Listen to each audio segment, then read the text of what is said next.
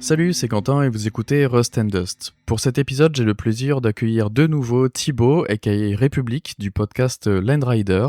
Thibaut, tu étais déjà venu nous parler du film 28 Years Later, The Bone Temple en début d'année. Merci beaucoup d'avoir accepté mon invitation pour revenir causer de séries télé cette fois. Tu vas bien ? Je vais très bien et c'est moi qui te remercie pour l'invitation, ça fait plaisir. On parlait déjà d'un truc Merci. sympa, on va reparler d'un truc sympa, c'est cool. Cool, c'est l'idée ici, ouais, le plus possible. Avant de saluer notre deuxième invité, je tenais à préciser dès maintenant qu'on ne parlera que très peu de séries télé ici et on ne reviendra pas du tout de façon épisodique ou régulière pour parler de la nouvelle série qui nous intéresse aujourd'hui, la série Lanterns, actuellement diffusée sur HBO Max, sur le créneau très important du dimanche soir en plus. Je pense qu'on ne refera qu'un seul épisode dans quelques semaines pour revenir sur l'ensemble de la saison. À la base, j'avais pas du tout prévu de parler de cette nouvelle série, mais vu mon amour pour Damon Lindelof et Tom King, deux des trois co-créateurs de la série, et vu comment j'ai aimé le premier épisode, l'envie m'est venue de contacter l'ami Manu des podcasts Le Coin Pop et Pic Cinéma. Manu, je crois que la boucle est un peu bouclée en quelque sorte. C'est toi qui m'as un peu lancé dans le... Bonjour tout le monde. C'est toi qui m'as lancé dans le monde du podcast il y a de ça quelques années maintenant, en m'invitant à participer régulièrement sur des podcasts d'une autre série télé de comics de Damon Lindelof, l'excellente mini-série Watchmen. C'était pas du tout intentionnel de ma part de t'inviter pour la première fois sur mon podcast pour revenir ensemble sur ces deux premiers épisodes, mais c'est beau, je trouve. Je sais pas ce que tu en penses, mais ouais. Ouais, c'est cool. Bah, de toute façon, en plus Lanterne, c'était un peu le truc qui me redonnait un vœu de podcaster récemment, donc ça fait plaisir. Cool. Merci pour l'invitation. Ah, merci beaucoup. De rien, ça me fait très plaisir, merci. Pour une fois, on va un peu changer la façon de faire de d'habitude. Je tiens à le préciser dès maintenant, ce sera un podcast full spoilers. Vu le format série télé, je pense que si vous êtes là, c'est que vous avez quand même vu les deux premiers épisodes, ou au moins le premier, parce que du coup, il y aura comme d'habitude, je préciserai le timecode en description de l'épisode. On parlera d'abord du premier puis du second, au cas où vous ne voudriez écouter que pour le premier dans un premier temps.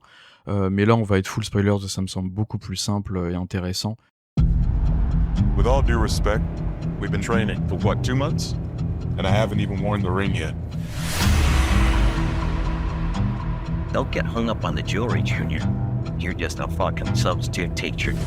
You're not ready to get up in front of the class till the ring says you are. All right.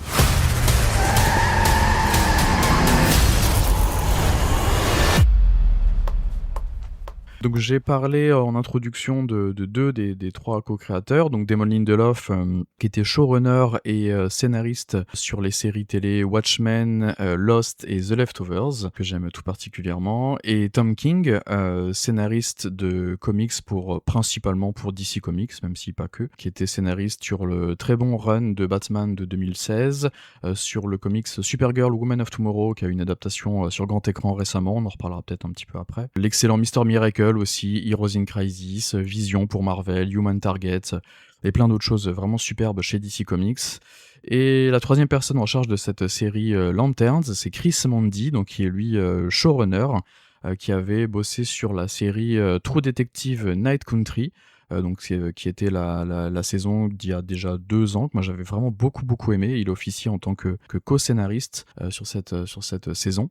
Et sur l'excellente série, et un peu sous-estimée, je trouve, Ozark pour Netflix il y a déjà quelques années. C'est hyper bien Ozark. Les gens ne le savent pas, mais c'est bien Ozark. On est d'accord. Pour moi, une des meilleures séries Netflix. Pour moi, Ozark, ça va plus loin que Breaking Bad dans son concept de... pareil. De jusqu'où ça va. Entièrement d'accord. On est d'accord. Et on retrouve un peu vraiment la patte, aussi bien visuelle, mais aussi dans le fond et dans ce que ça raconte, pour l'instant en tout cas, sur les 2 premiers épisodes de Lanterns, de ces deux séries, je trouve, True Detective et Ozark, un peu quand même dans l'idée, le côté un peu gritty comme ça. Bah, surtout la façon dont c'est découpé niveau timeline qui fait True Detective clairement entre plusieurs époques. Ouais. Et du coup, cette série Lanterns, alors ça me semble logique, mais je le précise quand même, qui fait partie de ce nouvel univers DC Comics DCU, donc chapeauté par James Gunn et Peter Safran. Une autre série télé après Peacemaker, par exemple, l'an dernier. Quelles étaient vos attentes un peu, vous, de vos côtés sur cette série Lanterns un peu ? Énorme en ce qui me concerne. Cool.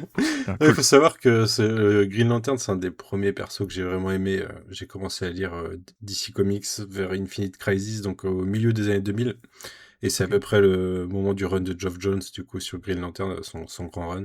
Du coup, c'est là que j'ai commencé. J'ai même eu Al Jordan comme pseudo sur certains forums pendant un moment, sachez-le. Mais en plus, j'ai beaucoup d'amour pour Damon Lindelof et beaucoup d'amour pour Watchmen, c'est la version télévisée. Du coup, j'avais de grandes attentes, en effet. Moi, c'est tout l'inverse. En fait, perso, j'avais oublié que cette série sortait et quand les bons premiers retours sont un peu arrivés sur les réseaux sociaux, je me suis dit que c'est plutôt cool. J'avais vu, je crois, le tout premier teaser et bien sûr, j'avais suivi les annonces et tout ça, mais je me disais, ouais, le côté un peu, on fait True Detective avec des Green Lantern, j'étais pas exactement sûr que la sauce allait prendre. Et j'étais dans l'erreur, semble-t-il, d'après ces 2 premiers épisodes en tout cas. Mais ce qui est vraiment rigolo, c'est de me dire que moi j'ai toujours trouvé que c'était un concept, bah, moi aussi j'ai découvert avec vraiment Geoff Jones et toute cette période-là, Green Lantern. Et je sais pas trop qualifier ma relation à ces personnages au pluriel. Parce que d'un côté, on entend souvent dire ah, c'est juste des flics dans l'espace, c'est super facile à adapter, tu fais ça comme ci ou comme ça, et en un tournement, c'est réglé. Et en même temps, en comics, c'est souvent très limité, l'imagination des personnages. Hal Jordan, c'est un pilote, il va faire des avions verts. John Stewart, c'est un sniper, il va faire un sniper vert. J'ai toujours trouvé que Ouais. c'était pas forcément aussi bien que ça pourrait l'être, en fait, le concept de Green Lantern. Et en même temps, c'est un concept qui est super flexible, parce que dans les comics, c'est parti un peu dans tous les sens. Et je trouve que la série, au final, trouve encore une nouvelle itération et peut-être aussi qui vient du mélange des sensibilités des créateurs. Je sais que vous êtes tous les deux des gros fans de Lindelof, que je connais pas plus que ça, même si j'ai vu Watchmen et certaines de ses autres séries, mais j'ai encore un gros trou niveau culture avec The Leftovers, si je dis pas de bêtises. Un Et très c'est gros ça. trou, alors. ouais, très très gros trou. Et du coup, bon, par contre, Top King, j'ai lu pas mal de ses bouquins, donc je vois un petit peu la personnalité. Je n'ai pas vu Ozark par contre, mais c'est pareil, j'ai des potes qui sont très fans. Donc au final, ouais, je sais pas, je trouve ça. Enfin, j'étais pas parti pour apprécier et ça m'a pas mal happé et même hypé pour la suite. Et on en reparlera dans le détail. Toi, Quentin, j'imagine que t'étais à Donf. Ouais, quand même, plutôt. J'avais beaucoup aimé Peacemaker aussi. Forcément, vu le nom des 3 personnes en charge de cette nouvelle série, j'étais forcément, oui, plutôt à donf, même si, sur le papier à la base, sur l'annonce, je m'étais dit, ouais, ça sent le côté un peu série télé, petit budget. C'est un peu, là, je me suis dit, c'est un peu facile de dire, Ouais. ok, ça se passe dans le Nebraska, on va quasiment pas voir de pouvoir mis en scène. Et au-delà de ça, quelle était ma surprise du coup de voir que non, mais ça raconte un vrai truc et c'est intéressant. Et je crois que l'idée de me dire aussi que d'introduire des Green Lantern via le petit écran, ça m'embêtait, je crois. Mais au final, on verra, on en reparlera dans quelques années, je pense. Mais je me demande si c'est pas aussi la force de cet univers de pouvoir aussi s'étendre sur des formats plus longs et de pas se dire qu'il y a un format qui est plus noble que l'autre, ou plus intéressant, moins intéressant. Et au final, pourquoi pas? Je sais pas ce que vous aviez pensé globalement, hein, très rapidement, pour l'instant, de où vous vous situez par rapport au reste de cet univers de James Gunn, entre Superman, Supergirl, Peacemaker, tout ça. J'ai pas vu Supergirl, Ok. mais il paraît que c'est pas très grave. Non, oui, malheureusement, c'est... Mais Malheureusement, pas très grave. Mais c'est pas nul, c'est juste insipide. Et, ouais, c'est tellement insipide, ouais. et milieu sous ce que c'est censé adapter, quoi. Ok. Ouais, carrément.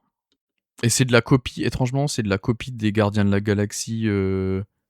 C'est assez surprenant, enfin je sais pas ce que tu en penses Manu, mais c'est les mêmes décors, les mêmes musiques au même moment, les mêmes choix visuels et tout que les Gardiens, c'est très bizarre je trouve.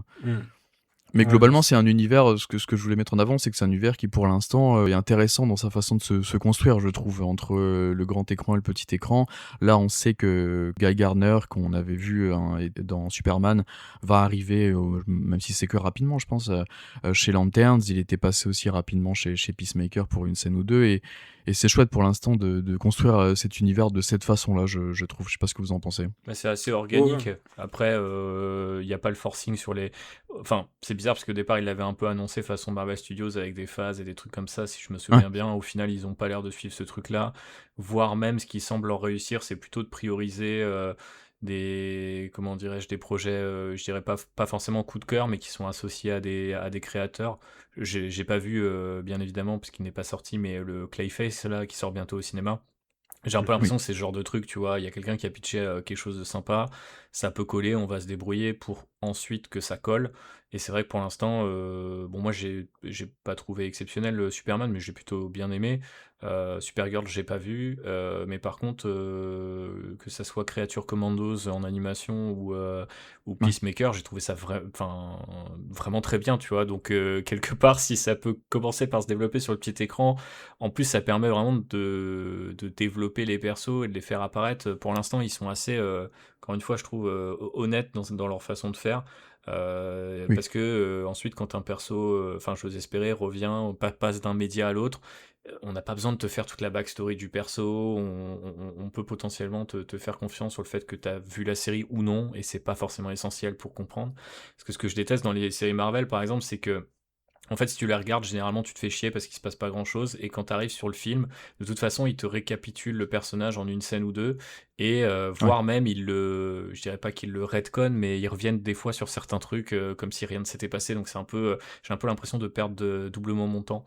Là, pour l'instant, à l'inverse, j'ai un peu l'impression que c'est genre, bon, qui s'intéresserait à Peacemaker?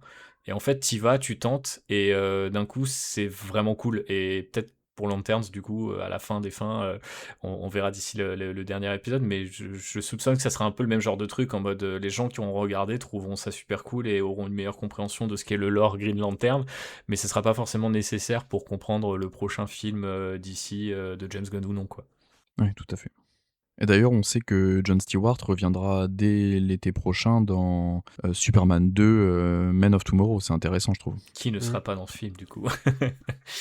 Oui, un peu, ouais. Du coup, on peut se lancer sur le premier épisode, si vous voulez bien, donc qui est sorti il y a déjà une semaine. Et, ces 2 épisodes sont réalisés par le même réalisateur, James House. Je sais pas si vous aviez vu la série Slow Horses, il réalisait, il me Si. semble, quasiment toute la première saison. Une série Apple TV. C'était bien ça, Manu, ou... Ouais, c'est bien sûr. Ouais. Bientôt Ok. la saison 6. Parce que ça va très Ah, vite. déjà, ouais. Chez Apple, ça va très très vite, ouais. Pour récapituler rapidement, même si encore une fois on sera ici full spoilers, et vous m'arrêtez si je dis une bêtise, j'ai gribouillé ça tout à l'heure.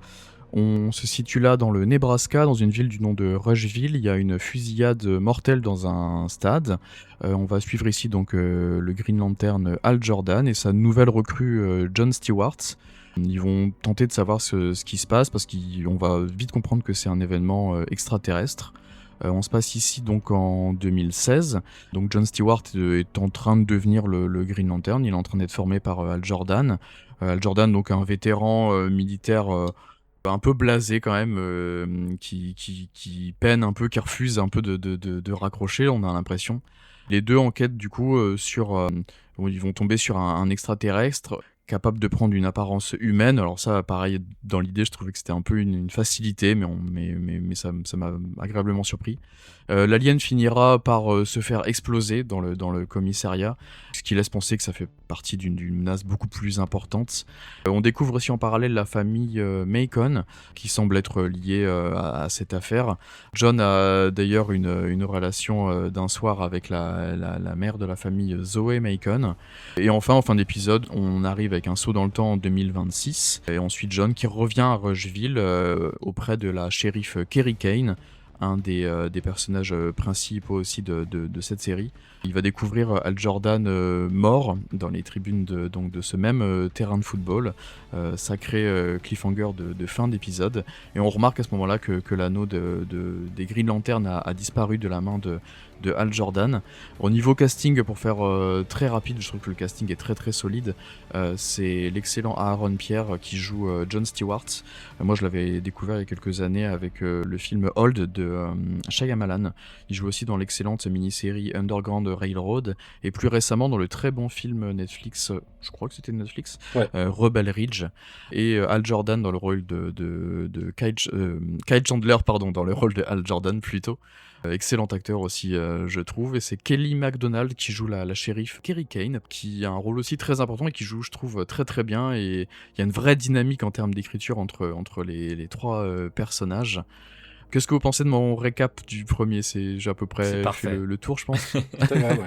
Ouais. Ah si, je n'ai pas précisé quand même qu'on a aussi toute une partie flashback qui se passe, elle, en 1996.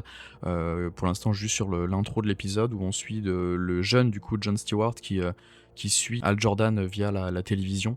Je pense que si voilà, il y a ce truc de 96, 2016, 2026, on va revoir au moins quelques scènes en 96. Ça me semble assez important quand même d'avoir ouvert le premier épisode là-dessus. Et qu'en 2026, il s'est passé quelque chose de grave pour un des deux personnages. Ouais, que du coup, Ouais, que mais Hal Jordan c'est- ouais, soit mort de nos jours, effectivement. Ouais. Je la trouve hyper intéressante cette scène d'intro, moi, déjà parce que clairement, j'ai eu une vibe Watchmen directement dans. Ouais. Il y aurait eu la musique de Très 13 dans derrière, c'était pareil pour moi.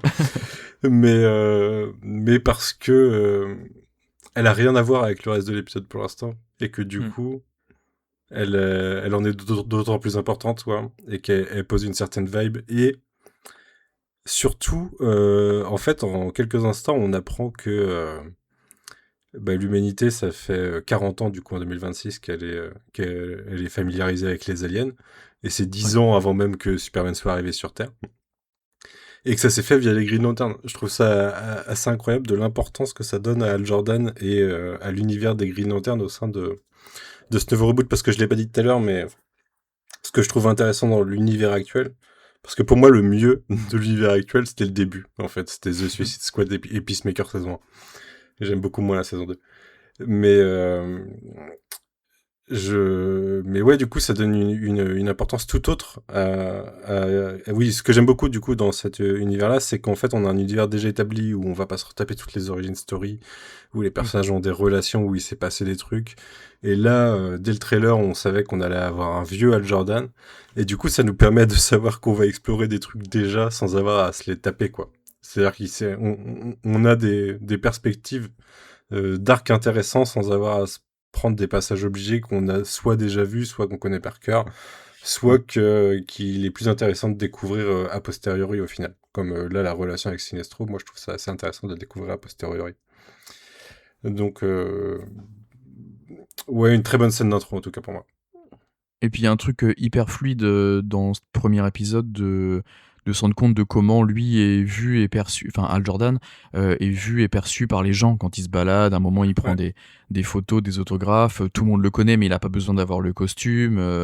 C'est fluide dans l'explication. On peut mettre n'importe qui, peu importe s'il y a des gens qui n'auraient pas lu et qui ne sont pas au courant de ce que sont les Green Lanterns. Je trouve que c'est hyper bien foutu, quoi. Puis on a aussi un gros trauma potentiel pour Jon Stewart. Un peu, ouais. Même si visiblement ça a l'air d'être assez habituel pour lui de mettre une pomme sur sa tête et de laisser son tireur d'élite de père dégommer la pomme.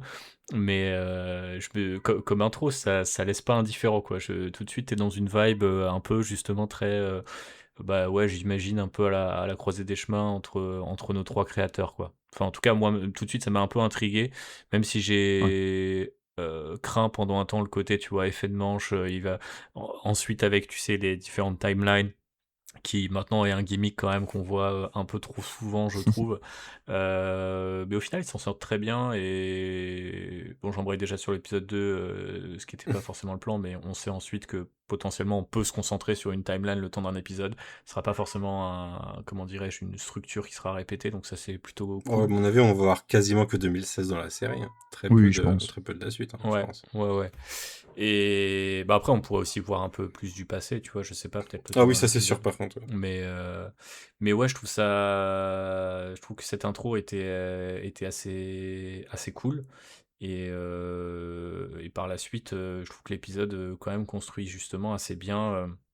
Effectivement, cette relation-là à un petit peu l'univers d'ici global, à ce qu'on sait de lui, finalement, pas grand-chose, via ce qu'a fait James Gunn. Donc, moi, je trouvais que c'était plutôt solide. Et tout de suite, en fait, je trouve que dès qu'on passe au, au duo adulte, Hal Jordan et John, et en fait, je sais pas, c'est pas l'idée que je m'en étais fait, mais dans le bon sens du terme, parce que je pensais vraiment que ça allait jouer à mort le truc True Detectivesque, tu vois, le vieux mentor et tout. Et en fait, je trouve que dans les dialogues et aussi l'interprétation des deux acteurs, bah, tu l'as dit tout à l'heure, Quentin, mais Ils sont super forts tous les deux.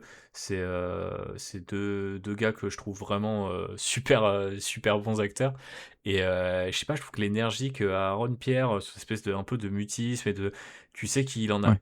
qu'il en a déjà marre, tu vois. Enfin, l'entraînement a pas vraiment commencé, que ça a l'air déjà de le saouler, que c'est un peu chiant et tout.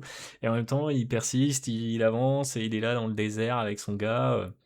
Et en même temps, bah ouais, comme tu disais, la relation d'Al Jordan, qui est cette espèce de vieille rockstar, un peu passée de mode, mais en même temps on le reconnaît. Je trouve que ça marche hyper bien et ça pourrait, je pense, avec d'autres acteurs, être beaucoup plus. Enfin, je vais pas dire que c'est très original non plus ce qu'ils font, mais je trouve qu'il y a une espèce de patte, une sorte de gravité en fait dans les deux personnages que je trouve super appréciable. Je sais pas ce que vous en avez pensé, mais je me suis dit avec, Si, si. avec un peu moins de budget et de talent, ou ça tient c'est peut-être aussi à la réal que je trouve assez carré également. Mais je me suis dit, waouh, ok, ils arrivent vraiment à faire passer des trucs un peu en peu de mots aussi, ce qui est très Tom King dans l'idée, quoi. Ouais.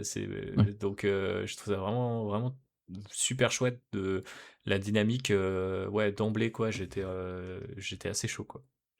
Et même par rapport à leur relation, on sait pas trop depuis combien de temps ils sont ensemble, la façon dont ils se parlent, dont ils sont obligés d'être ensemble, mais ils se détestent un peu, mais ça vanne pas trop non plus. Enfin, Ouais, j'aime beaucoup ce genre c'est- de c'est- dynamique, et même du coup, dans l'initiation en elle-même, pour ce qu'on en voit pour l'instant, même si c'est une scène ici et une scène dans l'épisode 2, mais la scène de la voiture, c'est super chouette, et en même temps, c'est très fort et ça de arrive très tôt de- et ça arrive très fort. Ouais, Et justement, ouais, c'est là où je voulais en venir, c'est que je trouve enfin mes mots, mais il y a vraiment un espèce d'entre-deux super intéressant, je trouve, qui est trouvé entre le côté body cop, tu vois, ouais, façon l'arme fatale, et le côté, on va dire, un peu plus nihiliste, polar noir, façon True True Détective. Detective. Et Ouais, je sais pas, je trouve qu'ils arrivent vraiment à trouver une énergie.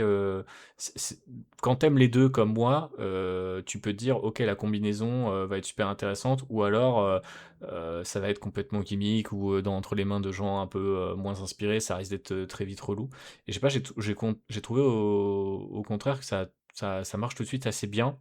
Parce que c'est particulier, il y a une petite vibe, tu sens que dans des réalités alternatives, ça pourrait être totalement un truc ultra comique ou un truc méga dark, et c'est un peu des deux à la fois. Et ouais. je trouve ça vraiment appréciable. Après, là pour le coup, de ce que je connais de Lindelof et de Tom King, je trouve que c'est vraiment un peu ce côté un peu doux amer, pour le dire un peu euh, de manière caricaturale, c'est un peu toujours leur truc, quoi. Donc je trouve qu'on retrouve ça mêlé un petit peu à la patte enfin ouais, d'un truc policier, et et toujours quand même du lore distillé de manière assez, je trouve assez marrante, parce que il y a un il y a un peu de l'exposition, je dirais pas balourde, mais qui hésite pas à être un peu premier degré, où on va te raconter un truc. Et c'est des persos Ouais. qui se racontent des choses. Je pense à l'anecdote de Hal Jordan, comment il a récupéré l'anneau dans le bar.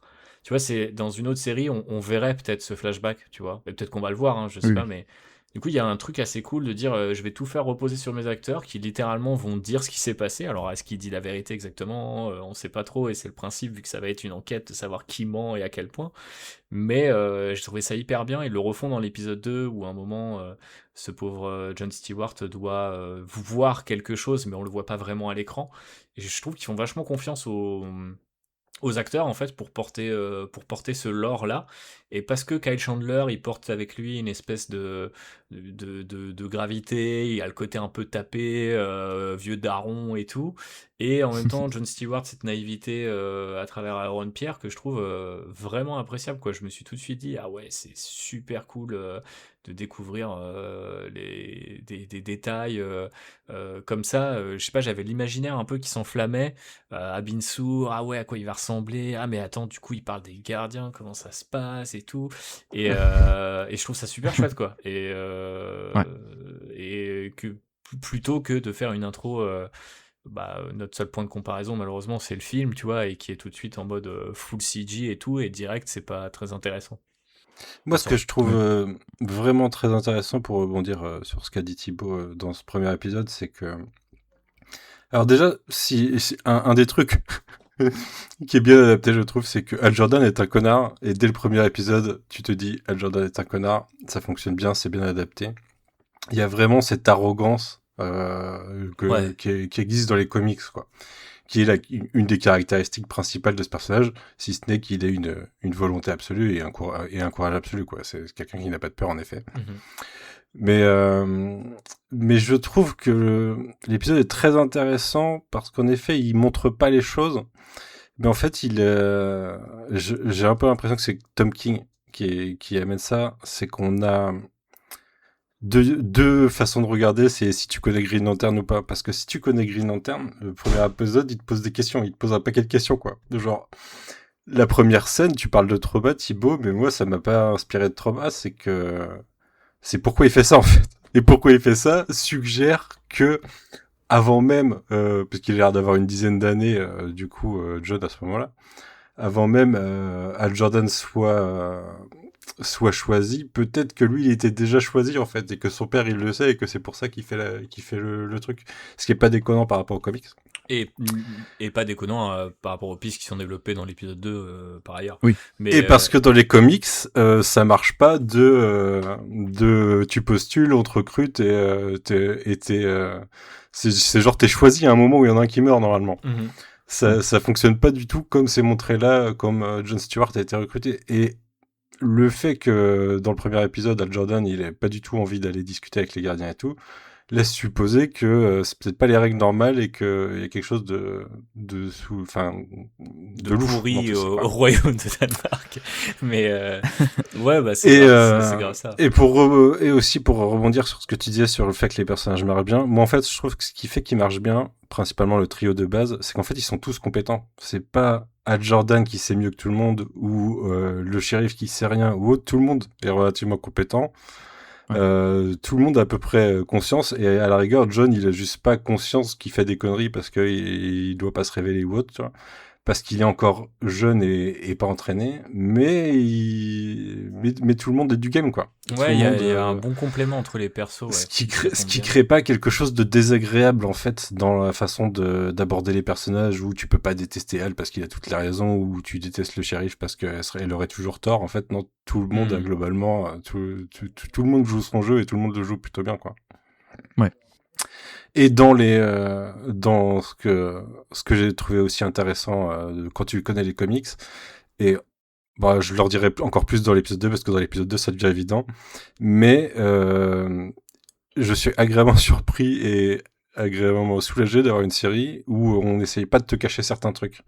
C'est-à-dire que en fait, quand on commence à te parler de vengeance et de par rapport à des aliens qui étaient là à peu près à l'endroit où Abin-Sur s'est craché, normalement tu sais directement vers qui tu vas en fait. Et l'épisode 2 a globalement tendance à confirmer vers qui on va. Parce qu'on découvre un personnage, sa backstory est exactement celle d'un très gros vilain de l'univers Green Lantern. Et ça veut dire que le mystère c'est autre chose, et que du coup il y a autre chose à aller chercher, et du coup c'est d'autant plus intéressant parce que la connaissance des comics vient pas impacter ton appréciation de est-ce que c'est intéressant à découvrir les mystères, quoi. C'est-à-dire que t'as forcément quand même quelque chose à manger, et ça c'est pareil, tu vois. Je m'attendais à avoir des spéculations pendant une saison sur tiens, est-ce que ce vilain c'est ça, et en fait non, on n'a pas besoin de se poser la question, a priori c'est ça et c'est autre chose qu'il va falloir chercher. Ouais, c'est plutôt agréable. Et pour sortir un peu juste des personnages en eux-mêmes, mais pour rester sur l'écriture, je trouve que pour l'avoir revu une deuxième fois sur ce premier épisode, mais même sur le second, l'utilisation de la bague en elle-même est très forte de sens de comment les différents, du coup là, les deux personnages l'utilisent, et c'est vraiment chouette. Enfin, le billet dans la machine, John qui allume la cigarette, c'est hyper intéressant de voir que, enfin, c'est ce genre d'idée qu'on verrait pas ou peu en comics, quoi. Mais même Et visuellement, je trouve pourtant, qu'il y a une recherche ouais. qui est super intéressante, ce qui est bizarre parce que j'avais vu, je sais pas si c'était un leak ou si c'était une image officielle, mais j'avais vu passer le costume un peu poussiéreux de Hal Jordan il y a quelques mois là, et je m'étais dit, ah, il y a quand même toujours ce côté un peu tu vois, un peu cheap des costumes de James Gunn, mais qui marchent bien chez James Gunn. Mais là, je me disais, ouais, par rapport au teaser que j'ai vu, est-ce que ça colle? Est-ce que ça va pas me sembler un peu bizarre? Et en fait, je sais pas, je trouve que du coup, bah, quand tu sais que c'est entre guillemets, un vieux super-héros, ça marche plutôt bien et que, par ailleurs, l'utilisation et le rendu de la bague et de ses pouvoirs, où je trouve, dans ce côté, vieille lampe, un peu presque, lampe à huile, lampe de génie, et le côté un peu jade et tout, du verre, côté cristallin aussi, je trouve c'est super malin. Enfin, j'ai souvenir du film et puis même des comics où c'est toujours, tu sais, ce verre fluo un peu, gélatineux, quoi. Et bon, il y a eu d'autres trucs, je pense, à Far Sector, récemment en comics où visuellement le verre était représenté un peu différemment. Mais du coup là, je trouvais que ça marchait hyper bien, l'apparition, le sound design et tout autour de la bague, même si parfois le côté, attention, rechargez-moi dans 5 minutes, ça fait vraiment, c'est un téléphone portable le truc, tu vois. Mais à la rigueur, tu peux te dire que c'est comme ça que les humains, tu vois, bah, rechargent leurs objets, donc la bague peut-être épouse, tu vois, une forme de leurs habitudes. Mais en tout cas, je trouve que visuellement, c'était super cool. Alors que pour moi, justement, souvent dans les comics Green Lantern, et dans les adaptations qu'on a pu avoir et tout, c'est toujours un peu laid, tu vois, ce truc de verre fluo qui va déborder de la page et qui est pas forcément toujours très heureux. Et là, tout de suite, j'ai trouvé que c'est dans le côté, ouais, dans la texture que ça prend à l'écran, et aussi un peu la mesure dont font preuve. Bah là, c'est un seul réal, donc le réal. Je trouve que c'est pas mal parce que j'imagine qu'il y a des raisons de budget, mais je trouve que du coup, l'un dans l'autre, ça rend le Ouais, truc assez élégant. Même ensuite, le petit totalement. oiseau de John Mm. dans l'épisode 2, quoi. Mm. Bah, tu vois, c'est pas l'oiseau de John dans l'épisode 2, enfin, si tu maîtrises des comics, tu te poses des questions quand même. Ouais, je t'avoue Le que moi, mec a pas de bague. depuis tout à l'heure, je commence à me dire qu'il faut que je révise deux, trois trucs parce que je crois que ça fait suffisamment longtemps pour que j'ai oublié pas mal de choses. Mais je sais même pas si je vais aller checker parce que je trouve ça un peu sympa. Et j'ai regardé les deux épisodes avec Phobos qui du coup me disait, mais attends, mais du coup, comment il peut faire le truc s'il a pas la bague et tout? Et puis il y a des trucs, Normalement, il peut pas. normalement, il peut pas, tu vois, c'est ce que je lui disais. Ouais. Et puis même de manière générale, je trouvais que, en fait, de base, le pitch de base de dire, bah, il y a un Green Lantern qui en forme un autre, j'étais en mode, bah, à ma connaissance, c'est plutôt un cliché de film de keuf, mais en principe, un Green Lantern, c'est au moment où il passe l'arme à gauche, Il quoi. meurt, ouais.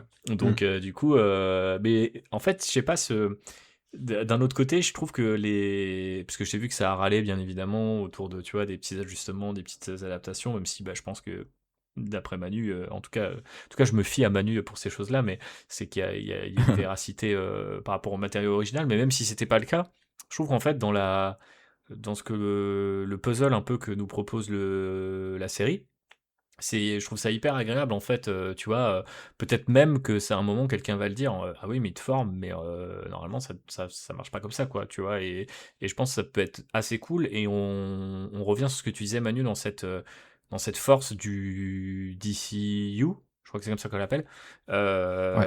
de pouvoir développer quelque chose en n'ayant pas peur de dire, ouais ça fait 40 ans qu'on sait qu'il y a des Green Lanterns, et donc on peut tout de suite s'appuyer sur une sorte de vécu, et on n'est pas obligé, non pas que ça soit chiant, parce qu'en plus souvent je trouve qu'au final ils disent qu'on se passe des origines, mais on repasse par les origines à un moment ou à un autre, comme dans Superman par exemple.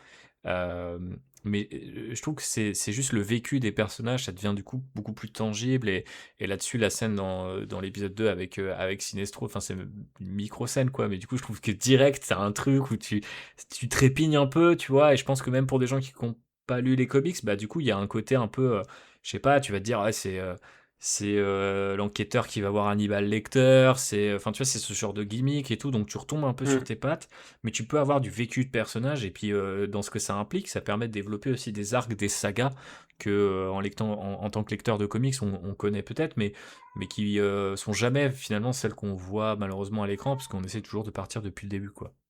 Est-ce qu'on peut passer, du coup, vu qu'on parlait de l'anneau, tout ça, de la représentation des pouvoirs, est-ce que ça vous a intrigué aussi, vous aussi, la scène avec je crois qu'ils appellent ça le hologramme, avec du coup, le Hal Jordan du passé un peu là? C'est surprenant Ouais, quand même. ça Qui sauvegarde. m'interroge beaucoup. Ouais, La sauvegarde de sa conscience, dans le sens, Ouais. dans quel sens, dans ce que il implique en disant ou dans l'existence du hologramme? Bon, c'est plus dans ce que ça implique dans l'écriture, enfin peu importe, mais dans ce que ça implique dans l'écriture, c'est chouette de. Je pense qu'ils vont s'en resservir et de se dire Bah, qu'il y a un lui du passé qui. Enfin, ouais, c'est ouais, cool non, comme mais idée. moi, depuis le premier trailer, j'ai vu le premier trailer, j'ai dit Parallax. Parce que, en fait, mettre un Hal Jordan vieux pour pas faire Parallax, ça ne sert à rien. Donc, de toute façon, moi, en fait, cette scène-là, elle m'a dit oui, Hal, il s'est globalement fait corrompre. On va dire, son âme s'est fait corrompre dans ces 10 dernières années, clairement. Alors, on sait qu'il s'est battu contre Sinestro, hein, forcément. Enfin, on le sait pas encore dans l'épisode 1, mais nous, on le sait, enfin, on s'en doute fortement. Mais depuis le début, moi je me dis de toute façon, on va vers une saison qui va nous faire un Hal infecté peu à peu par Parallax, qui du coup est à la base une anomalie, enfin un parasite dans la lanterne principale. Et du coup, bah moi l'hologramme, il m'a dit oui, a priori, on va. T'as raison, Manu, on se dirige vers ça, quoi. Mais ce qui est cool, c'est que ça nous permet d'avoir deux versions en effet de Hal Jordan et qu'on risque d'en avoir d'autres dans le futur, enfin d'autres apparitions de cette version-là dans le futur. En Ouais. tout cas, j'espère et j'imagine, parce que ça permet de contrebalancer le côté flic fatigué de sa version 2016, quoi. ça donne pas mal de choses à jouer à Kyle Chandler en tout cas. Oui, en plus, oui. Et c'est rigolo parce que au final, c'est quasiment au moment où apparaît cette sauvegarde, t'as presque déjà, enfin, tu passes presque plus de temps. Enfin, c'est quasiment ton premier contact avec le personnage, quoi. Enfin, il y a une interview à la télé, mais donc du coup, c'est pas vraiment comment dirais-je, Ah oui. la version la plus honnête du perso. Puis après, tu le vois dans la voiture, puis tu te dis, ok, il a l'air insupportable. Et là, d'un coup, tu as ce truc-là. Donc en fait, direct, je dirais pas que. Enfin, Manu est beaucoup plus perspicace que je le suis, mais du coup, spontanément, je me suis dit, ah bah c'est cool parce que du coup, visiblement, on nous demande de nous interroger sur ce perso. Et il va avoir peut-être des quiproquos ou des trucs assez rigolos. Je sais pas si on va aller jusque la théorie du complot de Manu, mais ça a carrément du sens. Et puis, est-ce Ah bah après, que on ça n'a peut pas pas parlé être. du titre Lanterne, ce qui est quand même assez évident c'est pas que Green Lantern. Donc, en théorie, on doit avoir d'autres couleurs à un moment, donc ça m'étonnerait pas d'avoir Parallax pour passer par là, quoi. Ouais. Puis de façon très pragmatique aussi, je me dis c'est quand même intéressant de placer ce genre d'idées. Alors je suis pas du tout un connaisseur des lanterns, mais je pense que c'est un peu une invention quand même ce truc d'hologramme là. Mais enfin dans tous les cas, peu importe que ce soit dans les comics ou pas, ça me semble quand même intéressant qu'il y ait ça en début d'épisode 1 alors qu'en fin d'épisode 1 il y ait quelqu'un que tu penses être mort, mais en même temps je serais assez surpris de me dire que il n'y aurait pas d'Al Jordan demain dans cet univers et qu'il est vraiment mort. Peu importe, ça on verra bien de toute façon, mais c'est intéressant, je pense quand même. Bah après, l'arc d'Al Jordan dans les comics, c'est qu'à un moment, il meurt et il revient. Puisqu'il meurt en devenant Parallax et en détruisant Ghost City, il revient en tant que The Ghost, et plus tard, il revient, il reconstruit le corps qu'il a détruit quand il était complètement vénère. Il a tué tout le monde quand il était vénère. Du coup, mais du coup, faut qu'il meure à un moment si on veut qu'il revienne dans ce cas-là, quoi. Enfin, si on a cet Ouais, arc-là. ouais. Après, il y a suffisamment de Mais Green Lantern après, pour qu'il n'ait pas à Oui, c'est vrai revenir, aussi. quoi. qu'il meure ou qu'il ne meure pas, c'est surtout son emplacement, en fait, la façon dont il est posé, qui est un mystère, en fait, à la fin de l'épisode 1 pour moi. Ouais. C'est que on l'aurait vu mort ailleurs, mais là on le voit mort dans une position où on l'a vu 2 fois dans l'épisode et on le revoit dans l'épisode 2 dans cette même position. Ouais. Ça donne un truc louche, quoi. Ouais, c'est clair. Surtout dans un épisode où on t'explique que les aliens, ils arrivent à feindre l'apparence, mais qu'en fait, ils arrivent pas à aller en profondeur et à capter les choses. Bon, est-ce que c'est pas ça, quoi. Mais Ouais. alors après, il y a les prods qui te disent en podcast dès la fin de l'épisode 1, si, il est mort, mais Ouais, peut-être. Ouais. j'ai au moins vu 3 mensonges chez les prods depuis depuis ces dernières semaines. Donc Ah, faut voilà, on ruser verra. avec le monde moderne et ses leaks Exactement. et les annonces un peu péremptoires de certains influenceurs, etc., etc. Mais ouais, Mm. c'est sûr que ça n'aide pas, surtout quand t'as une série qui est centrée autour d'un ou de plusieurs mystères. Même si, pour être honnête, ce que j'ai trouvé cool justement par rapport à ce côté mystérieux, parce que le côté Mystery Box et toute cette approche du storytelling, je pense qu'on en a aussi assez soupé. Je trouve que la façon qui qu'ils ont d'explorer ça et pas ingrate ou directement insupportable à base de on te dit rien, parce que tu découvres des morceaux de lore, parce que tu as beaucoup de personnages et parce que aussi, je trouve que il y a une espèce de, on n'en a pas trop parlé, mais ça concerne plutôt un peu les autres personnages du cast, les autres protagonistes ou persos secondaires, voire tertiaires, mais c'est qu'il y a une espèce Ouais. d'humanité aussi dans la série qui fait que, en fait, entre deux scènes où tu as peut-être un indice, un reveal, un truc important, tu passes presque dans un truc de tous les jours. Et c'est aussi là-dedans que je trouve la série, elle arrive à proposer un truc vachement cool. Donc les scènes avec le shérif, avec potentiellement l'un des antagonistes dans son ranch. Je trouve que, ou même dans l'épisode 2, où là carrément il se balade en ville, il y a presque un côté un peu western, slash même, moi qui ai vu pas mal de... Enfin même quasiment tout, le Yellowstoneverse, il y a vraiment un côté, tu vois, genre tu retombes un peu dans une espèce de critique, voire de parodie tu vois, de ce genre de série-là, que j'ai trouvé intéressante avec ce Hal Jordan un peu du père et qui est infect avec tout le monde, quoi.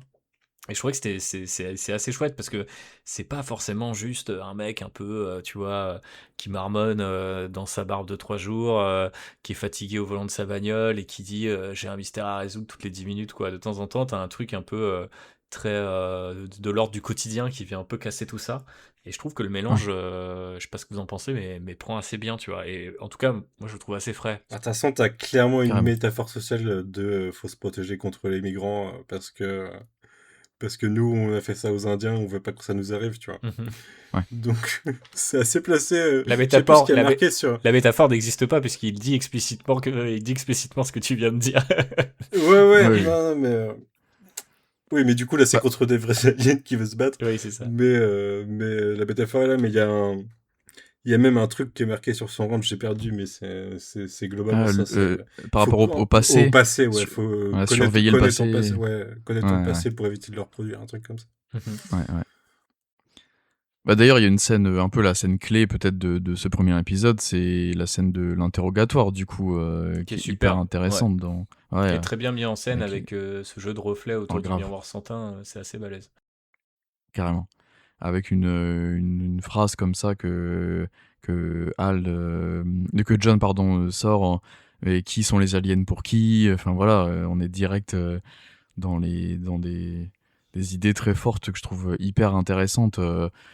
En plus, bon, je sais pas si on le précise ou si c'est nécessaire, mais il y a aussi ce passé, moi, toujours quand même de Tom King qui revient peut-être comme ça, lui qui était à la CIA, qui a vécu, je pense, des horreurs et tout, qui revient un peu trauma de tout ça, et ça se voit dans ce qu'il écrit, et Ah oui, c'est fort, hein. quasiment Bah, tout. je pense. Mais Ouais. je pensais que tu allais citer même le dialogue de l'alien Ouais, bah. qui parle de l'humanité en parlant de gens qui se préoccupent plus de leurs propres intérêts que de leur population les plus pauvres ou de leur climat ou des trucs comme ça, tu vois. Ouais, ouais, C'est-à-dire que la réflexion sur est-ce que les humains, c'est les gentils dans l'histoire, elle est placée textuellement dans le texte, quoi. grave. J'espère juste qu'on va pas retomber même de manière détournée, dans ce cliché de oui, alors les aliens ont raison parce que les humains sont pas ouf, mais il faut quand même les arrêter parce que ils vont faire une dinguerie. Ouais, Enfin, tu sais, défendre le statu quo qu'on connaît bien Ah chez ouais, ouais. Marvel, etc. ouais. J'en doute vu les créateurs, je pensais pas forcément même si j'ai quand même des petits doutes des fois sur quelle est la pensée de Tom King, pour être tout à fait franc avec vous. Mais du coup, ouais, j'avoue que j'ai un petit peu peur de ça. Après, bon, l'intrigue se complexifie vachement. Enfin, je sais pas si le terme complexifié est le bon, mais en tout cas, ça se densifie dans l'épisode 2 et on voit qu'au final, ça sera sans doute pas aussi simple que humain versus alien, quoi. Ah Ouais. oui, non, clairement. Mais dans le move risqué quand même, de se dire, il y a un étranger qui se fait interroger qui se fait péter avec une bombe chez un shérif. Enfin voilà, c'est. Ouais, Mais en même temps, il y a une. ça met les pieds dans le plat et en même temps Ouais, voilà. en même temps la scène est super Ouais. Grave. j'aime bien aussi John qui dessine juste avant mais et même en fait je trouve que c'est ça qui est cool parce que visiblement il y a des gens qui avaient oublié que Hal Jordan est quand même globalement, je dirais peut-être pas depuis ses débuts en comics parce que je connais pas assez, mais c'est vrai que quand même il est souvent caractérisé comme étant assez insupportable, voire parfaitement détestable. Et je sais pas, je trouve qu'en fait il y a un truc qui est là aussi très juste dans le mélange de réussir, et qui passe aussi par l'interprétation de Chandler, mais en tout cas de réussir à le rendre proprement infect avec beaucoup de gens et par beaucoup de moments. Et en même temps, c'est ce truc-là qui lui permet de révéler, de piéger l'extraterrestre, tu vois, dans un Ouais. espèce de joute verbale à base j'invoque des références de culture populaire, quoi, tu vois, et que j'ai trouvé hyper marrante et qui va désarmer vraiment, enfin, pas littéralement, mais va un peu désemparer notre ami Alien. Et ça, j'ai trouvé ça super malin aussi. Je me suis dit, tiens, c'est hyper bien. C'est des trucs qui sont franchement pas simples à écrire pour que ça colle, quoi, tu vois, parce que très vite, ça peut, Mm. ouais, ça peut trop pencher dans un sens ou dans l'autre. J'ai trouvé ça vraiment plutôt fin, hein, cette scène, même si ça se termine sur un gros boom. Ouais, il y a une montée en tension et même l'écriture, encore une fois, de ces dialogues là, moi je le trouve hyper Ouais, intéressant on sur mange bien, ouais. ces deux, carrément. Et du coup, on peut passer sur le second épisode, Trustful, cette fois coécrit par Vanessa Baden. Pour faire assez rapide, on reste en 2016, du coup, juste après les événements du premier épisode. On ouvre sur une scène un peu d'entraînement assez rapide, où Hal demande à John d'essayer de s'envoler. Et là, va faire donc apparaître l'oiseau qu'on mentionnait tout à l'heure, qui restera tout le long de l'épisode. Truc très très très surprenant. Alors moi j'ai pris le parti pris comme Thibaut de pas me renseigner plus que ça pour l'instant. Je suis vraiment pas un grand connaisseur du lore des Lanterns. J'ai lu que les grands événements, Brightest Day, Darkest Night. J'avais beaucoup aimé, même si je pense que c'est quand même sacrément à part la maxi-série de Grant Morrison il y a quelques années. J'avais trouvé C'est ça Blackest magnifique Night. visuellement. Donc je dis parce que c'est littéralement dans le serment, hein, c'est Blackest Night. Et j'ai dit quoi? Darkest Night. Ah pardon, désolé. Tu vois comme quoi j'y connais vraiment pas grand chose. Pardon. Tu peux pas réciter le serment, putain. N'importe quoi. Non, tu vois, je suis pas un vrai fan. Non, je préfère le dire, il y a pas de souci. Et donc ouais, donc petit moment important. Donc John réussit à créer donc un oiseau sans même avoir la bague à ce moment-là. Il va pouvoir le maintenir comme ça, apparemment à travers un peu le pays. C'est vraiment surprenant. Hal envoie donc John récupérer sa lanterne de recharge, hein, comme on le mentionnait tout à l'heure. Et pendant ce temps, du coup, Hal comprend que les détecteurs de métaux du stade dans lequel il y a eu la fusillade sont en fait des détecteurs d'extraterrestres. Et il va donc retourner voir William Macon pour un peu en savoir plus sur ce truc-là. Et en parallèle, alors c'est surprenant de voir que dès le second épisode, les deux personnages sont déjà séparés et en même temps ils vont devoir se parler énormément au téléphone, donc ils restent quand même assez proches vu qu'ils sont obligés de se parler du coup avec le téléphone, ce qui aurait peut-être pas été autant le cas s'ils étaient là l'un à côté de l'autre physiquement. Et en parallèle, donc John lui va se faire enlever par l'extraterrestre après avoir récupéré la lanterne, qui vont donc lui révéler que la véritable menace c'est un Manhunter. Donc si je me trompe pas, je pense que tu me corrigeras après Manu, les Manhunters sont des anciennes créatures synthétiques, j'ai l'impression, Ouais. qui sont créées par les gardiens, qui étaient une espèce de première, c'est une première un peu itération des Lanterns en fait, c'est ça? Ouais. Bon, Ok. en fait, les lanternes ont été créés pour les remplacer et les traquer aussi après Ok. qu'ils aient pété un plomb, quoi. Et qu'ils aient génocidé quelques secteurs. Il y a beaucoup de gens qui Ouais. pètent un plomb, hein, dans l'univers Green Lantern, globalement. Ah oui, mais les gardiens sont pas tout clean non plus dans l'univers. Ah non, Green c'est Lantern. clair. Et donc un Manhunter aurait massacré leur planète à ces extraterrestres-là et se cacherait désormais donc à Rushville. Il lui laisse donc 48 heures pour retrouver ce Manhunter, sinon ils vont eux-mêmes donc s'en prendre à cette ville. John va prendre la décision, lui, de tout raconter à Hal, malgré l'interdiction. Hal va se faire tirer dessus par William Macon, et il va donc soupçonner son bienfaiteur, là, son mécène, d'être un peu au centre de toute cette histoire. Et donc on finit l'épisode avec Hal qui reprend le costume et qui va rendre visite à Sinestro, donc son ancien mentor, hein, du coup, si je comprends bien, qui est donc aujourd'hui emprisonné. Ouais, Sinestro, c'est, je crois que c'était l'ancien partenaire d'Abin Sur à la base, et ça d'Abin Sur, devient son mentor quand il intègre le corps, jusqu'à ce qu'il vrille et qu'il se batte et que voilà, il se fasse emprisonner. Et l'épisode se termine donc avec Sinestro qui nous interroge sur John, en fait, tout simplement. Donc voilà. Vous avez autant aimé ce deuxième épisode que le premier ou... Ouais, de ouf. Cool. Ouais. Non, et puis je le trouve, on va pouvoir développer un peu plus ce que je disais sur Ouais. l'épisode d'avant, mais tu vois, il y a encore des trucs qui sont dits, et au final, on te montre autre chose. Parce que Hal précise bien que si John perd conscience, par exemple, enfin qu'il perd sa concentration, ne serait-ce que sa concentration, l'oiseau est censé disparaître, et John perd conscience pour une ou deux fois dans l'épisode, et l'oiseau ne disparaît jamais. Donc ça nous montre vraiment qu'il y a quelque chose de très louche avec cet oiseau et avec les capacités de John. Mais au-delà de ça, ouais, c'est ce que je disais tout à l'heure, en fait, toute l'histoire de... alors, je sais plus le nom qu'il a... je sais pas s'il dit son nom dans cet épisode. Je crois que son nom officiel dans le casting, c'est Antan, du coup, le personnage qui enlève John. Ah, le chef alien, là? Ouais. Ouais, mais c'est exactement l'origine story d'un certain... Enfin, est-ce que j'ai le droit de dire son nom ou pas? Oui, je pense. Oui, vas-y. De toute façon, on n'est même pas sûr, mais oui, vas-y. Parce que c'est exactement l'origine story d'Atrocitus, du coup, qui Ouais. plus tard devient le créateur et chef des Red Lanterns, du coup, tous les corps, toutes les différentes couleurs correspondent à des émotions. Donc les rouges, c'est la rage en l'occurrence, la colère. Et jaune, c'était pour Sinestro, c'est la peur, je crois, c'est ça? Ouais, c'est la peur. Ok. En fait, Parallax, qui est censé représenter la peur à la base, mais c'est retcon comme une entité séparée, un parasite, quoi, qui est dans la batterie centrale, qui fait que... en fait, c'est pour ça que les Green Lanterns ont une faiblesse vis-à-vis du jaune. En fait, ils sont pas censés pouvoir toucher du jaune, normalement, ou des trucs comme ça. Leur pouvoir agisse pas sur le jaune parce que le jaune représente la peur et que la peur est la faiblesse des Green Lanterns. Le jaune et le bois. Et le jaune et le... en fait, c'est jaune parce qu'à la base, c'était le bois et que dans les comics, les bois étaient jaunes. Enfin, bref. Oui, tout à fait.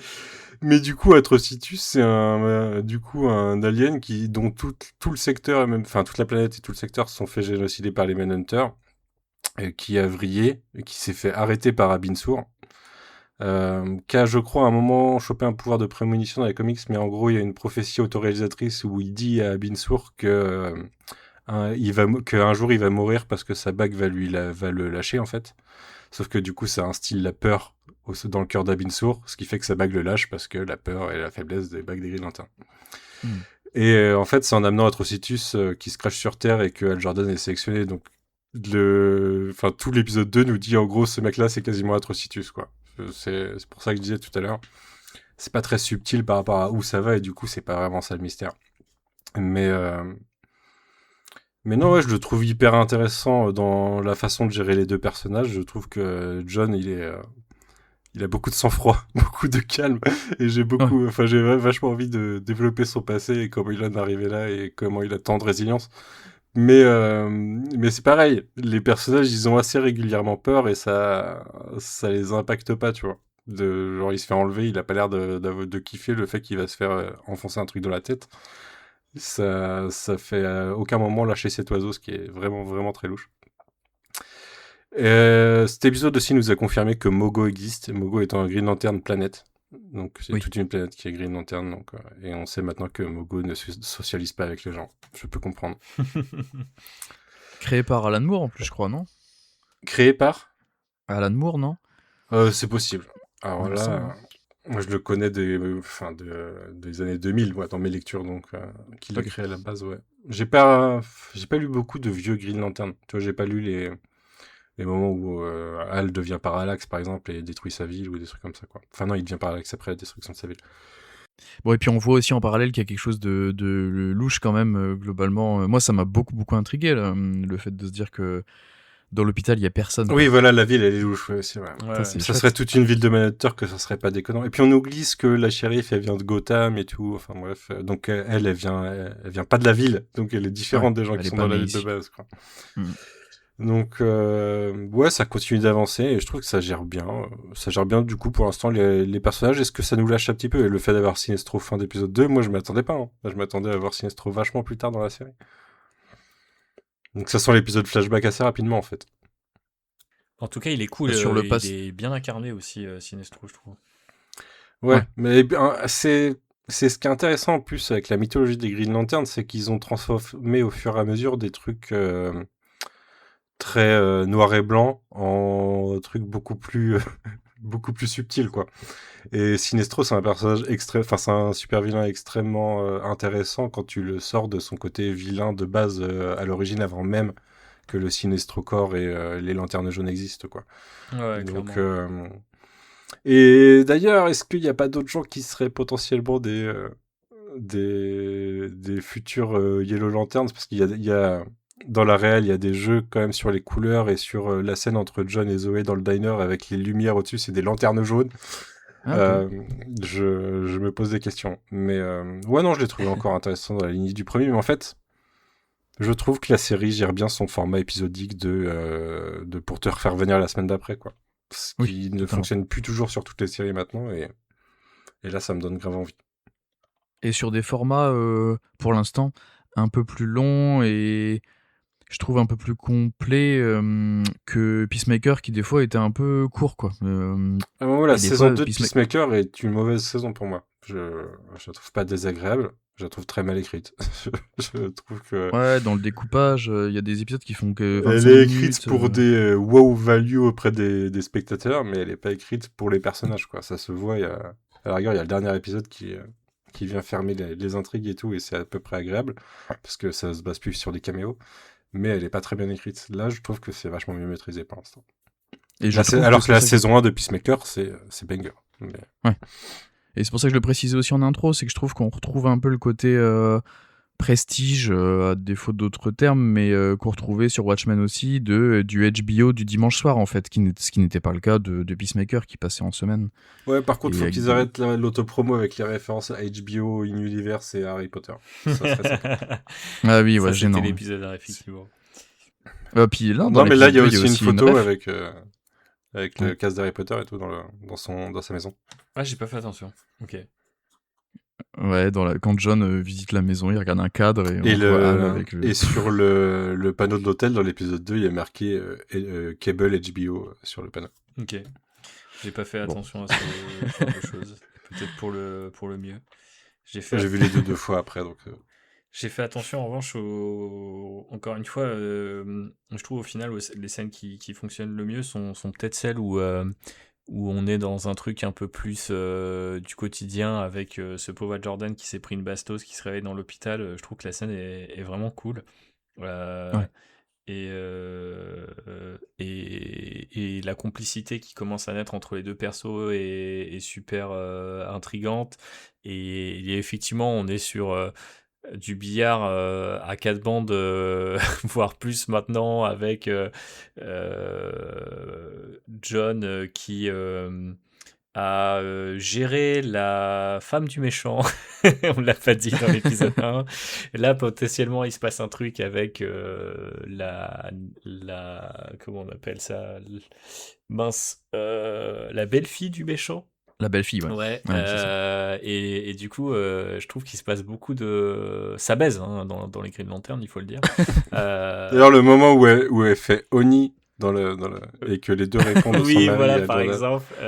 Mort de rire. C'est très Al Jordan, mais mort de rire. Mais du coup, je trouve ça vraiment sympa que ça aille aussi dans ces directions-là. Bon, c'est ce qui était... Enfin, voilà, on parlait tout à l'heure de Peacemaker, ça n'hésitait pas non plus à aller sur ce genre de terrain. Mais du coup, je trouve que ça marche bien et c'est aussi dans l'énergie du reste du show. Et du coup, je trouve que ça commence à prendre enfin, il commence à avoir plein de dimensions. Et c'est assez cool de voir ce truc-là, le côté un peu presque, j'ai envie de dire, un peu plus soap opéra se développer. Et en même temps, le côté space opéra sur la fin, tu l'as aussi, quoi. Et du coup, je trouve ça vraiment cool. Ça m'a beaucoup plu aussi ce deuxième épisode. Et tu sens que, je sais pas s'il y a eu un effort particulier là-dessus, mais je trouve qu'il y a pas mal d'alchimie entre les acteurs, y compris sur ce gars dont on parlait tout à l'heure, qui va enlever John. Et en fait, je sais pas, tout de suite, il y a une forme de gravité. Alors après, c'est peut-être le fameux truc, comme tu disais, Quentin, cet aspect un peu prestige, d'aller vraiment chercher des mecs et des nanas qui portent un peu cette énergie-là. Mais je trouve que ouais, ça marche bien. Moi, je suis assez pris. C'est assez rigolo parce que, comme je disais tout à l'heure, je regardais avec Phobos et elle, tu vois, elle m'a dit, je remettrai quand même un 3e épisode pour être sûr, mais ça accroche pas trop, pas tant. Alors que, tu vois, moi, j'aurais dit, justement, dans ce truc, peut-être Même les œufs de Aaron Pierce, elle l'accroche pas complètement. Si, bien sûr. Elle m'a dit qu'elle le trouvait BG, comme je pense nous toutes et tous, Tout le monde. mais qu'il avait une énergie un peu, je sais plus, celle d'un félin, je sais plus ce qu'elle m'a dit. Et du coup, il y avait un côté un peu, ça l'a perturbé, mais pas dans le bon sens. En parlant de félin, Parlant de c'est félin. ça qui m'a manqué dans l'épisode. J'aurais voulu que le méchant qu'enlève, du coup, que je pensais être Atrocitus. J'aurais bien aimé qu'il ait un chat qui traque l'oiseau parce que. Oui, là, il y a par un contre, ça raid. aurait été un gros indice. Un gros indice et j'aurais. Mais je veux voir Dexter, moi, maintenant. S'il y a des Red Lanterns, je veux voir Dexter. Ouais, en tout cas, potentiellement, on voit l'univers un peu, enfin, s'ouvrir. Enfin, on le voit pas, en tout cas, on nous le raconte. Et c'est ce que je disais tout à l'heure. Je trouvais que ça marchait déjà bien dans le premier épisode, ça marche bien dans le deuxième. Il y a la scène d'action peut-être sur la route qui est peut-être un peu moins heureuse, ça passe. On voit en tout cas que Aaron Pierre a été à la Tom Cruise School of Running. Et il court très très vite déjà dans le premier épisode et non ouais franchement moi j'ai bien accroché sur ce deuxième épisode mais tu vois curieusement même si le cliffhanger vers le côté un peu cosmique vers Sinestro etc forcément ça m'intrigue, c'est presque un peu je viens pour ça mais je reste pour le côté un peu les petits moments dans la ville, tu discutes avec les pareil. gens, tu commences à douter, le côté Yellowstone du mec qui protège son ranch et qui est en mode genre ouais si tu passes la barrière je te mets une bastos, il a pas le droit de faire ça, il a totalement le droit de faire ça. Le fait que Hal Jordan, il pense vraiment pas qu'il va lui tirer dessus, mais c'est pareil. C'est pique Hal Jordan. Vraiment très Hal Jordan. Et même globalement, ces méthodes, moi j'adore le bar fight dans le premier épisode. Là, quand il trimballe les corps et tout, il est trop marrant. Enfin, et ça reste trop dans le personnage, je trouve. Cette c'est espèce trop chouette. d'énergie à froid un peu du perspo, tu vois, de gros casse-couilles mais qui veut avoir raison daron. et à tout prix et qui visiblement pour l'instant a souvent raison. C'est pas mal, mais après c'est rigolo aussi qu'à chaque fois Kerry, la shérif, lui dise mais en fait frérot j'avais capté tout ça et j'ai pas eu besoin de m'emmerder comme toi sur tous ces trucs là, tu vois. Et du coup je sais pas, je trouve ça crée j'aurais pas dit parce que d'après le premier épisode, même si maintenant rétrospectivement c'est très logique, leur première introduction est déjà dans ce genre de chamaillerie, mais tu vois, je sais pas, je trouve que ça se densifie, ça part dans des directions peut-être un peu plus surprenantes. Et ouais, j'ai hâte de voir comment ça va continuer ou shifter à un moment. Est-ce qu'il y aura un truc full dans le passé, full dans l'espace, etc. Je sais même pas si j'en ai besoin parce que pour l'instant, c'est ces moments portés vraiment par les persos et par les interprètes que je trouve vraiment les plus réussis dans la série et ça les empêche pas, tu vois. Alors qu'on pourrait se dire c'est un peu cheap, c'est l'occasion de faire du Green Lantern pas cher parce que du coup on n'est pas dans l'espace et tout. Mais au final, je sais pas, même le côté, il est au téléphone, ouais, je trouve pas la clé, elle est où, c'est la pierre qui ressemble à une patate, et puis, enfin, en fait, je sais pas, je trouve qu'il y a tellement de détails et de richesse dans les dialogues aussi. Alors après, on est habitué à mater des séries de merde où les persos répètent ce qu'ils font à l'écran parce que les gens sont sur leur téléphone. Donc moi j'ai maté ça après un épisode de Reacher, donc forcément tu vois pour moi c'est d'un coup je suis genre waouh putain des dialogues qui sont écrits c'est fou. Alors que c'est pas forcément non plus peut-être pas exceptionnel, mais je trouve vraiment ça super chouette. Même la maison vide d'Al Jordan, l'histoire autour de ça. Je trouve qu'en fait t'as plein de petits trucs à grailler et moi ça m'enjaille pour pas le dire autrement. Ouais, entièrement d'accord avec toi. Moi, limite, ce que je retiens plus, là, c'est les 2 scènes de dialogue, donc Kerry, Hal d'un côté, mais aussi même Zoé et John de l'autre. Ouais. Superbe moment aussi, enfin, le complexe du sauveur, quand elle lui dit « Et toi, ton homme blanc, machin », Ouais, c'est trop bien ça. c'est trop bien, enfin. Et ouais, limite, je suis plus intrigué par l'hôpital vide que par les révélations de Sinestro de fin d'épisode, quoi. Donc, Ouais. mais tant mieux, enfin, il y en a pour tout le monde, c'est trop bien. Mais après, ça vous a pas intrigué si les Manhunters existent, c'est la deuxième menace à laquelle tu fais face, quoi. Le dernier dialogue. Ouais, le dernier dialogue de l'épisode. Mais si, Parce qu'en gros, le dernier dialogue quand- lui suggère que c'est Jon Stewart sa première menace. Ouais. Ouais, on verra. Ouais, ça. Moi, c'est comme ça. Il y aura forcément un épisode flashback de toute façon, comme d'habitude, sur ce genre de série et de format. Donc, si, forcément. C'est intriguant. Après, on est sur une série visiblement qui essaie pas faire. Enfin, peut-être que pour certaines personnes qui n'aiment pas trop ça, il y a quand même déjà trop de mystère, mais je trouve que c'est moins un truc tu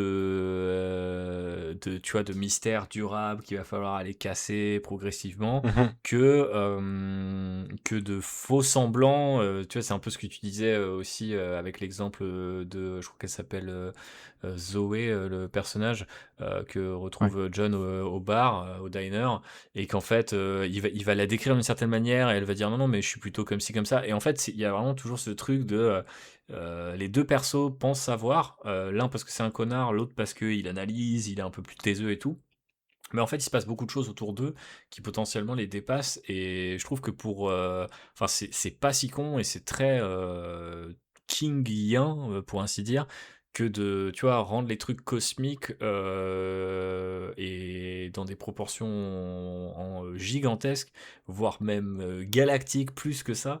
À Ouais. travers le quotidien, parce que dans Mister Miracle, il y avait déjà un peu ça, dans c'est Strange Adventures, je crois aussi, Oui. qui est comme ça aussi, tu vois, où en fait, c'est juste une relation entre deux persos, un couple, et tu vois, t'as des histoires de guerre galactique, de trucs, de colonisation, de bails vraiment glauques, quoi.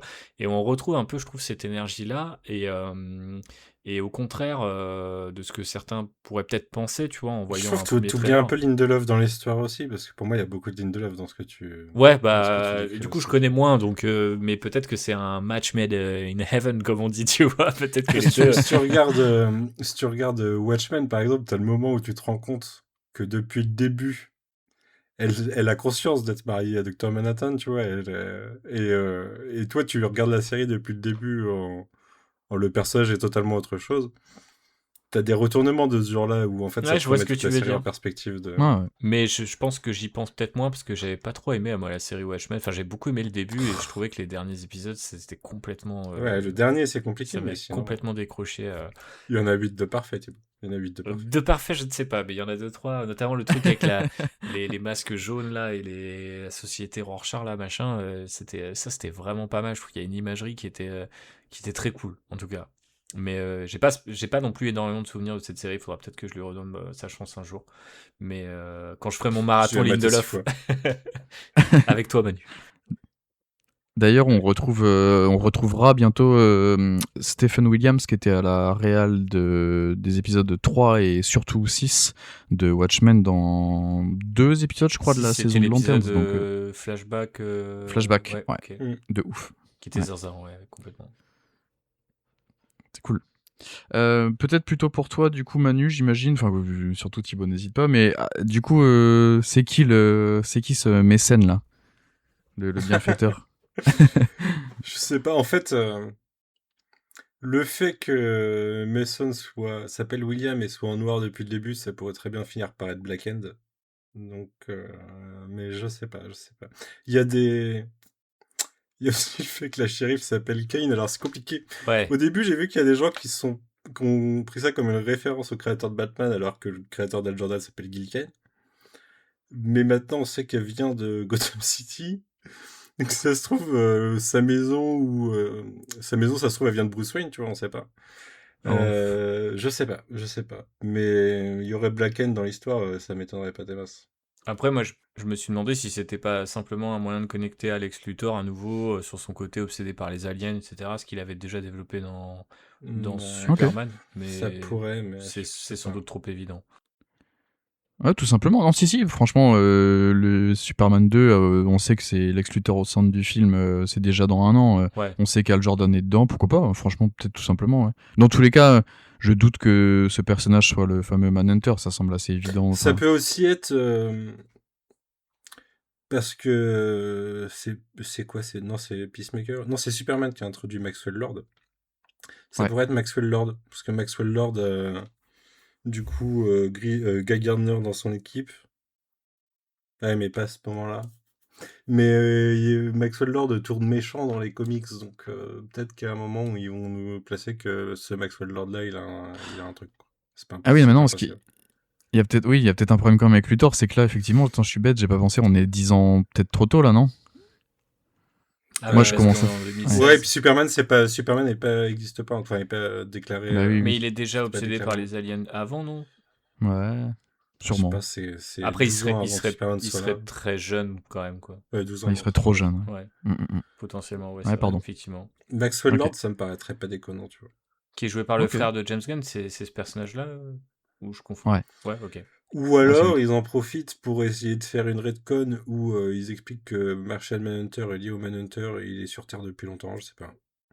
Ah, Ça, c'est ouais. une question Oh. de novice et que je trouve tout à fait pertinente par ailleurs, que Constance m'a posé ça. Mais Manhunter, c'est comme Marshall Manhunter et j'étais en mode... Non, non, c'est que le nom. alors c'est C'est chiant, que le nom. Mais non. mais non. Et du coup, c'est là où je me suis dit, ouais, typiquement, il y aurait peut-être une carte à jouer, peut-être un jour, mais je sais pas.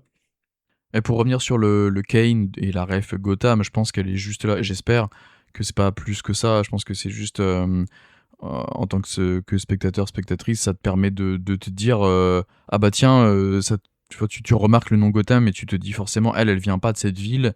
Du coup, il y a des mystères dans la ville Et honnêtement, si il y a on peut se passer pour une fois du côté, ouais, en carrément. fait, les persos, Tout est c'était lié. tel mec connu des comics, je trouve que c'est un truc un peu faisandé.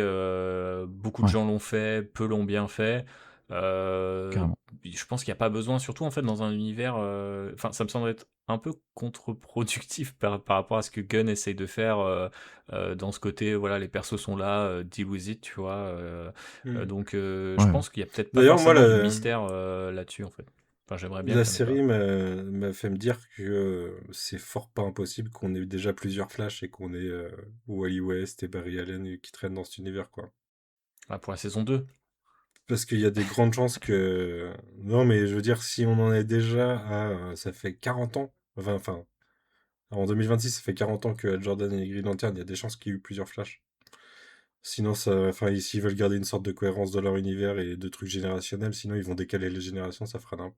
Ouais, après, c'est à eux de voir s'ils trouvent ça intéressant ou pas, parce que d'un autre côté, on le voit en ce moment avec Marvel, n'est-ce pas? Le fait de décaler les générations de personnages, ça peut être potentiellement assez... Enfin, ça peut raconter un truc. Après, est-ce que c'est le truc qu'ils ont envie de Je parle raconter? chez Marvel, on a des Young Avengers qui sont plus vieux que les X-Men, donc je sais pas quoi te dire. Mais du coup, je sais pas, à voir. Mais j'avoue que au-delà du côté nerd qu'on peut avoir à ce micro et sur d'autres micros, bien sûr, j'avoue que moi, si on peut se passer de ce genre de choses, enfin, je trouve que c'est quand même Pareil. assez stérile, quoi, tu vois, à la fin des fins. Si on peut éviter tu vois, les théories comme ça, enfin, en plus j'ai l'impression que ces dernières années c'est quand même un peu passé de mode parce que le nombre tu sais, de posts en mode, les gens se demandent après dans tel teaser de Doomsday s'il n'y a pas tel Gus qui en fait serait tel autre, et je sais pas, je trouve ça un peu chiant, quoi, genre je veux une bonne série, après les apparitions de persos en soi, j'y crois pas trop, et puis le côté poupée russe en fait on te dégaine. Ah, mais je parle. C'était juste une réflexion sur le fait que s'il doit y avoir plusieurs Flash qui existent, mais pas sur le fait qu'ils vont apparaître dans la série, Non, hein. non, mais je pensais à notre ami shérif, tu vois. Oui, oui, Ah oui. la Mais ref Gotham, tout ça. oui, Ouais. oui, je me doute bien que, enfin, en tout cas, j'ose espérer qu'il n'y aura pas Flash en plus du reste, parce qu'il me semble qu'il y a déjà pas mal de choses à faire. Mais ouais, ouais, du coup, tu vois, enfin, je sais pas, je trouve que ça marche rarement, et je trouve qu'au contraire, la piste de, bah, on a un script sympa pour faire Batwoman au hasard, bah voilà, ok, vas-y, on bombarde, on fait le truc et c'est réglé. Il n'y a pas forcément Ouais. besoin comment dirais-je, shadow drop le perso dans une autre série. Je pense que c'est pas c'est plus si intéressant, c'est un peu passé de mode, et par ailleurs comme Manu vous le laisse à penser, l'univers des lanternes est suffisamment riche pour que ils Oh aient de oui. quoi tourner quelques épisodes, voire quelques saisons, rien qu'en restant sur ce truc là, quoi. Donc Ouais. allez-y, surtout qu'en fait je pense que c'est un pan de l'univers d'ici qu'on a très peu vu, parce que c'est pas forcément les Parce comics que le les plus film était nul. populaires, il y a eu très peu d'adaptations, ils sont pas forcément dans des médias type jeux vidéo et tout, enfin c'est l'occasion. Surtout si la série s'avère solide sur la durée. Ouais. Et ben, on peut se laisser là-dessus, sauf si vous aviez d'autres choses à... Non, à Moi, moins de c'est cool. partir dans des spéculations, mais c'est pas forcément le plus intéressant. Tu parlais tout à l'heure, Manu, par rapport à Watchmen, tout ça, de Trent Reznor et Atticus Ross. Je trouvais que le petit, peut-être, seul petit bémol du premier épisode pour moi, c'était la musique qui était peut-être un peu trop en retrait, je trouve, et qui est plus intéressante, je trouve, sur ce deuxième épisode. Musique de Stéphanie Economou, que je ne connaissais absolument pas. Là, il y a vraiment des thèmes musicaux qui commencent à apparaître pour les deux persos et tout. Elle a peut-être plus de place que sur le premier, où voilà, il fallait mettre d'autres choses en avant. Je reste très curieux sur cet aspect-là, moi qui aime beaucoup les musiques de films et de séries, et d'où surtout après l'importance de la série de la musique pardon sur la série Watchmen, désolé. Là j'en attendais peut-être aussi un peu trop, peut-être sur cet aspect-là, mais beaucoup plus intéressante sur ce deuxième épisode. J'espère que ça continuera sur les autres. Et puis ben je parie sur un épisode de flashback forcément full John perso de mon côté. Ouais. Voilà, on en Bah, en fait, déjà, c'est fortement suggéré que l'oiseau, il vient pas de nulle part, et du coup, il y a des gens, ça soit du côté de sa mère, donc à mon avis, on va explorer ça à un moment. cool. Je suis chaud.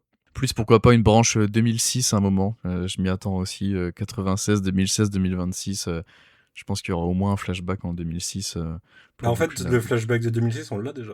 C'est juste Ah, que c'est le hologramme, il vient de 2006. Du coup, t'as le flashback en 2016 de ah oui, pardon. comment Ah est oui, elle en oui. 2006. Ah, c'est vrai, effectivement. Désolé. Ok. Après, ça invalide pas du tout le fait que il y aura un flashback 2006, puisqu'il a arrêté de se uploader en 2006, donc c'est probablement le Ouais, moment où il y a la guerre avec Sinestro, quoi. ok.